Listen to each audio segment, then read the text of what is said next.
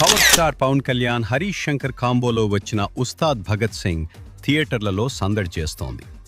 ఉగాది కానుకగా రిలీజ్ అయిన ఈ సినిమాపై భారీ అంచనాలు ఉన్నప్పటికీ బాక్సాఫీస్ దగ్గర మాత్రం మిశ్రమ స్పందన కనిపిస్తోంది. కలెక్షన్ల విషయానికి వస్తే 11 రోజుల్లో ఈ చిత్రం వరల్డ్ వైడ్గా దాదాపు 55 కోట్ల షేర్ రాబట్టింది. కానీ బ్రేక్ ఈవెన్ టార్గెట్ మాత్రం ఏకంగా 130 కోట్లు. అంటే ఈ సినిమా గట్టెక్కాలంటే ఇంకా 75 కోట్ల వరకు వసూలు చేయాల్సిందే. అయితే ఈ క్రమంలో కామెడియన్ ఆలీ చేసిన వ్యాఖ్యలు ఇప్పుడు వైరల్ అవుతున్నాయి.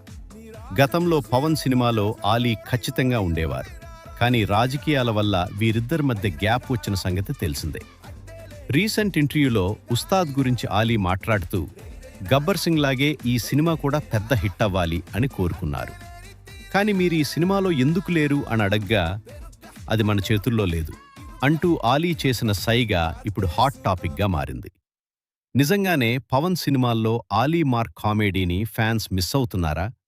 మీకేమనిపిస్తుందో కామెంట్ చేయండి. మరిన్ని అప్డేట్స్ కోసం ఇప్పుడే మన ఛానల్ని సబ్స్క్రైబ్ చేసుకోండి.